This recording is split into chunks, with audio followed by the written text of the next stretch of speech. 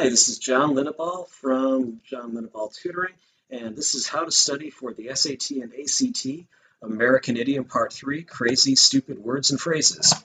And I'm John Linneball at John Linneball Tutoring. You can email me at john@johnlinneball.com, and you can see my website, www.johnlinneball.com, and you can call or text me at 415-623-4251, or call me on my landline at 415-986-7355. So this is the same introduction I have to the other two videos I've made so far, so if you've already seen those, feel free to fast forward a little bit over these. What on earth is idiom anyway? Here's the definition I got by Googling idiom on October 18th, 2018. It's a group of words established by usage as having a meaning not deducible from those of the individual words. That is, to rain cats and dog, see the light, something like that. Idiom sounds a lot like idiot, which is why I use that clip from American Idiot at the beginning of all of these. It's a coincidence, but much like an idiot, idiom often doesn't make sense.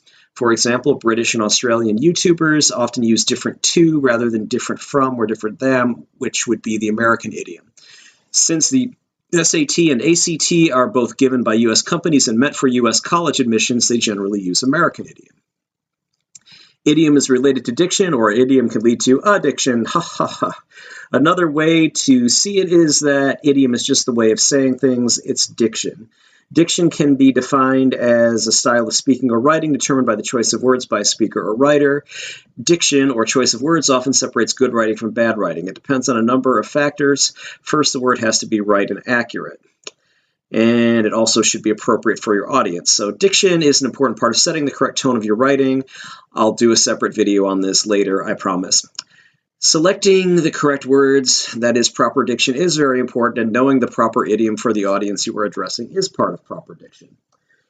Idioms can be used as euphemisms. So we know an idiomatic phrase, an idiom consisting of more than one word, may be difficult or impossible to understand simply by understanding its words, but the nice thing about those things is idioms can express ideas in fresh and creative ways that literal words may not, and they may be particular to a certain culture where everyone shares a certain set of ideas so they understand what these things mean.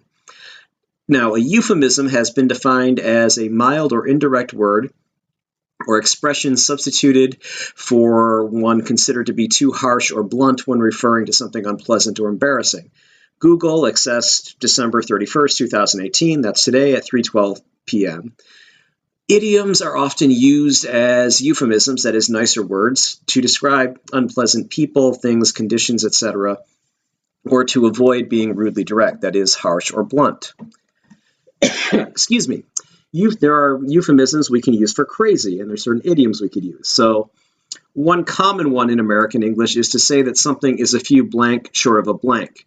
So there are many euphemisms to describe a person as mildly mentally ill or unbalanced, or perhaps a bit stupid, all of which follow the preceding pattern.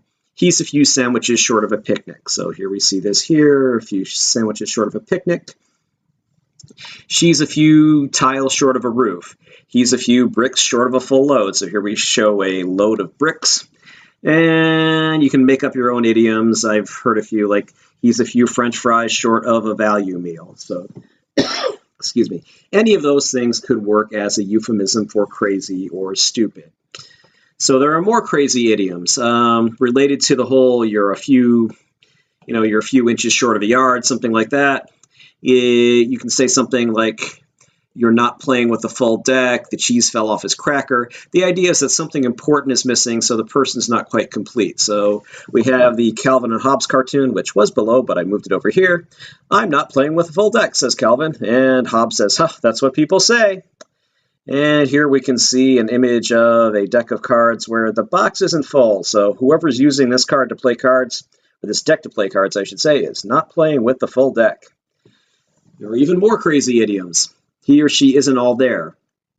The person's obviously not concentrating on things going on around him or her, probably because he or she is distracted by mental illness. There was a Mad Magazine parody of the old movie Being There called Being Not All There. Also, if somebody's mentally ill, you could say he or she is really out there, someone who seems like they're very distant from others as a result of their abnormal, crazy thinking. So physically, they're right there. Mentally, they're out on another plane. So here's a funny button I found online. We're here because we're not all there. Ha ha ha, aren't we wacky people? And here's some things that are out there. And here's somebody who's not quite all there. He's missing a little puzzle in his brain there, a little puzzle piece. And stupid idioms. Okay, so some of these can be euphemisms. You know, you're not the blankest object in the place where you'd find such objects. So you might describe somebody who's stupid as describing that person as an object that doesn't have as much of a quality as that object should have as others. I know that's kind of vague, so let's talk about it. He's not the sharpest knife in the drawer. Oh, okay, so he's kind of dull. He's not as bright as other people, or he's not as sharp as other people, I should say. She's not the brightest bulb on the Christmas tree. So she's not quite as bright as the others. He's not the sharpest saw in the tool shed. So you can see where that's going. You can make up your own idioms there. And here's a couple little cartoons. I may be the sharpest knife in the drawer, but I'm still just a knife in a drawer. That's another perspective on it. And then here's one. This guy's a few cowboys short of a rodeo. Yeah, he's not the sharpest knife in the drawer. Well, when I said never bring a knife to a gunfight, I figured the spoon and the fork were also implied. So that's kind of funny. So that leads us to a few asides regarding stupidity, ignorance, and impulsiveness. So never bring a knife to a gunfight. Of course, that means make sure that you've prepared properly before you start a job or enter into any kind of confrontation with other people. Don't take any wooden nickels. Don't be gullible, naive, foolish, or stupid. Yes, there have actually been issues where banks ran out of real money, so they gave people wooden nickels, I guess, as certificates so they could get real nickels later. Nickels, as the name would imply, are made out of nickel, the metal. And if you're playing poker and you look around the table and can't tell who the sucker is, it's you. That's attributed to Paul Newman. So basically, don't gamble if you aren't experienced enough not to be exploited by the other players. And if you can't tell who the sucker is, chances are you're the sucker, which is one real reason I don't like gambling. So there are idioms regarding rudeness and impulsivity. First, don't look a gift horse in the mouth. Means don't examine a gift for faults. It's really rude if someone's giving you something, you're like, what's wrong with it? I actually had a neighbor who did that once when I offered her a gift. She said, oh, what? Did someone give to you and you didn't like it? So that's not nice. Don't be that person. Look before you leap. Well, literally, you should look before you leap because you want to make sure you're not jumping into rocks that are in the water if you're going to jump into a lake or something like that.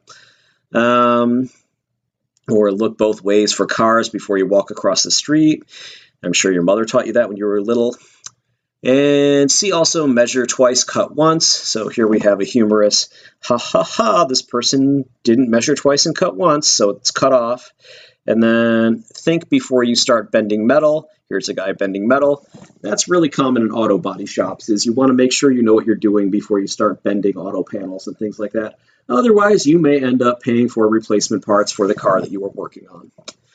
Other idioms for stupid or ignorant. If you're slow on the uptake, well, it means you don't process information as quickly as other people, or you don't understand what it means as quickly as other people. His or her education was nipped in the bud. Well, literally, when you nip a part of a plant in the bud, you nip a bud off it, you're pruning it so that bud doesn't grow, so the rest of the plant can be stronger. But that means that flower doesn't grow at all, or it only grows a little bit if its bud was nipped. So note that ignorance and stupidity are not the same thing. Ignorance is not knowing a fact. Ignorance is curable through education. Stupidity is a bit harder to cure because it's being unable to make logical choices using the facts. So it's very frustrating when you're dealing with somebody who's stupid because it's hard to do something about it. So hopefully most people you run into are ignorant rather than stupid when you run into that problem. I hope you've enjoyed this video. Please see the first two American Idiom videos in this series if you haven't already, in this series, I should say. And please like this video and subscribe to my channel. Please contact me at john@johnlinneball.com, or you can contact me at my cell phone or on my cell phone at 415-623-4251 if you have any questions or suggestions. And please contact me if you're interested in academic tutoring, either in person, San Francisco Bay Area, or online. Thank you. I do also travel sometimes to foreign countries such as Australia or England or Canada or Southern California, parts of the United States, of course. So if you are interested in one-on-one tutoring, but you're not in Northern California, let me know and we might be able to arrange something. And of course, I'm always happy to tutor you online. All right, that's it for now. Have a nice day.